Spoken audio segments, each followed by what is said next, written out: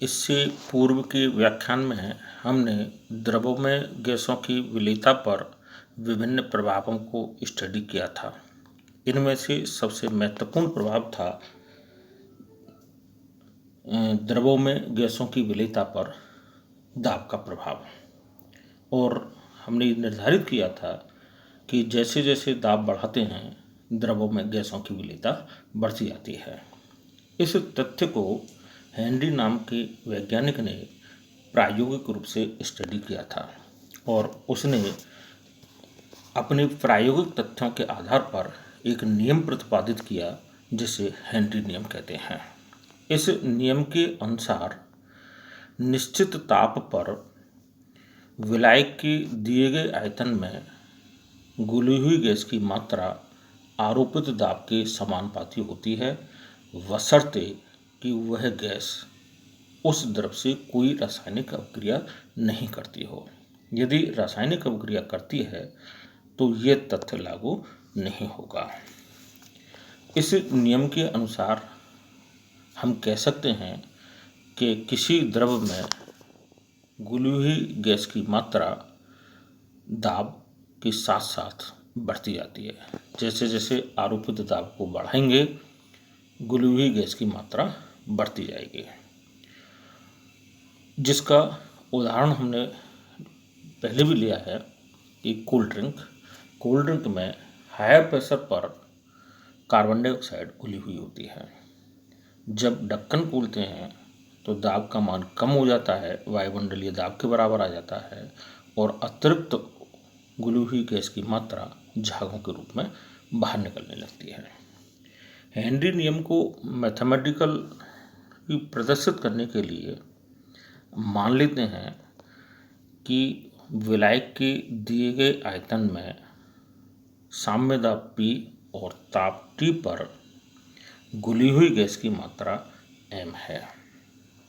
तब हेनरी नियम के अनुसार यह घुली हुई मात्रा m आरोपित साम्य दाब P के समानुपाती होगी, अर्थात m प्रोपोर्शनल टू P होगा। जब इस प्रोपोर्शनलिटी साइन को हटाएंगे तो m equal to Kp। K क्या है? एक समानुपातिक स्थिरांक है जिसे हम हेनरी नियम स्थिरांक कहते हैं। इस स्थिरांक का मान गैस की प्रकृति और आरोपित दाब पर निर्भर करता है। किसी द्रव में दाब बढ़ाने के साथ साथ जब गैस की विलेयता बढ़ती जाती है, यानी उस द्रव में घुली हुई गैस की मात्रा बढ़ती जाती है, तो हम कह सकते हैं कि उसकी सांद्रता बढ़ती जा रही है। सांद्रता को यदि हम मोल भिन्न के रूप में अभिव्यक्त करें और मान लें हम कि उस द्रव में घुली हुई गैस की मोल भिन्न का मान x है, आरोपित दाब P है, तो x प्रोपोर्शनल टू P होगा, और x प्रोपोर्शनल टू P है तो इस प्रोपोर्शनलिटी साइन को हटाने पर x equal to K dash P, हमने दूसरा स्थान K डैश लिया क्योंकि पूर्व में हम K ले चुके हैं। इस K डैश को हम दूसरी साइड पक्षांतरण करके ले जाएं तो P equal to 1/K dash x होगा। तो 1/K डैश भी एक स्थिरांक है जिसे हम K के द्वारा प्रतिस्थापित करते हैं तो हमें ये मिलेगा कि P इजिकल टू KX, या हम ये कह सकते हैं कि घुली हुई गैस की मोल भिन्न साम्य दाब P के समानुपाती है। यदि हम इस मोल भिन्न या विलेयता और साम्य दाब P के मध्य एक ग्राफ खींचें तो एक सरल रेखा प्राप्त होती है जो मूल बिंदु से गुजरती है और जिसका स्लोप हेनरी स्थिरांक K के बराबर होता है। यह सरल रेखा यह प्रदर्शित करती है कि जैसे जैसे आरोपित दाब को हम बढ़ाएंगे उस द्रव में गैस की विलेयता का मान बढ़ता जाएगा। इस हेनरी नियम का एक अल्टरनेटिव स्टेटमेंट और होता है, महत्वपूर्ण स्टेटमेंट है वो। उसको निकालने के लिए हमें मालूम है कि आदर्श गैस समीकरण क्या होती है, PV = nRT। यहाँ P आरोपित साम्य दाब है, V उस विलयन का आयतन है, N मोलों की संख्या है, R गैस स्थिरांक और T उस पात्र का ताप है।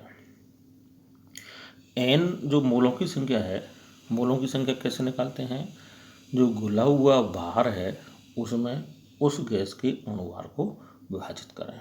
हमने मान रखा था कि गैस का घुला हुआ भार m है।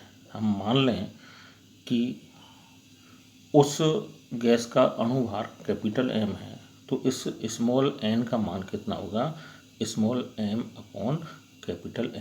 यानी गैस की मात्रा बटे गैस का अणुभार होगा। गैस की मात्रा बटे गैस का अणुभार ये है। यदि हम इस दाब P को पक्षांतरण करके दूसरी ओर ले जाएं तो हमें रिलेशन मिलेगा, आयतन V = m/P RT/m।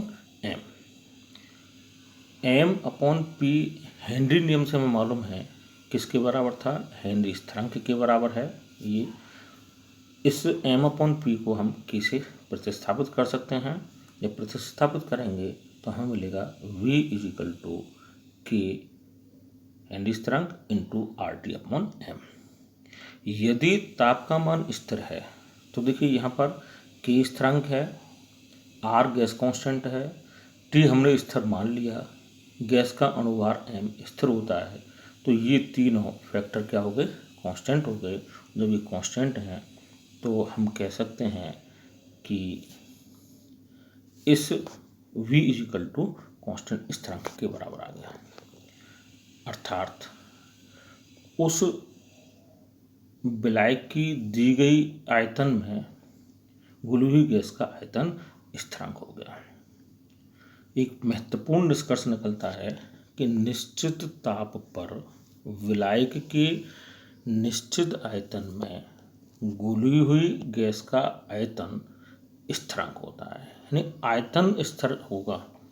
कम दाब पर, जैसे गैस का आयतन कम दाब पर ज़्यादा होता है, ज़्यादा दाब पर कम होता है, तो जो आयतन है जितना घुलना है वो फिक्स है। उसमें उच्च दाब पर डेंसिटी बढ़ जाती है, कम दाब पर डेंसिटी कम होती है, वो मान परिवर्तित होता रहेगा। डेंसिटी बढ़ने पर दिए गए आयतन में वेट बढ़ जाता है। ये तथ्य आपको ध्यान में रखना है। यह हेनरी नियम हमेशा सही लागू होता हो आवश्यक नहीं है। इसकी कुछ सीमाएं भी हैं जिन्हें हम लिमिटेशन ऑफ हेनरी लॉज के रूप में ले रहे हैं। हेनरी नियम किन परिस्थितियों में सही रिजल्ट देता है, उन्हें एक एक करके हम डिस्कस करते हैं। हेनरी नियम के भली भांति लागू होने के लिए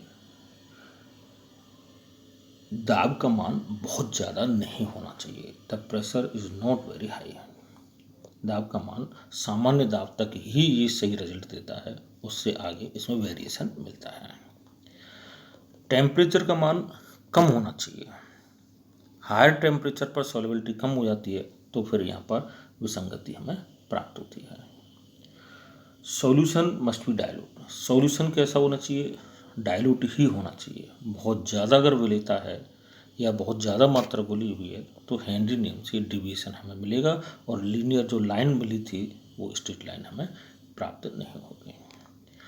गैस की जो मॉलिक्यूलर स्टेट है, घोलने से पहले यानी गैसीय अवस्था में और घोलने के बाद यानी विलयन अवस्था में समान होनी चाहिए, तो ही ये लागू होता है, अन्यथा ये लागू नहीं होगा।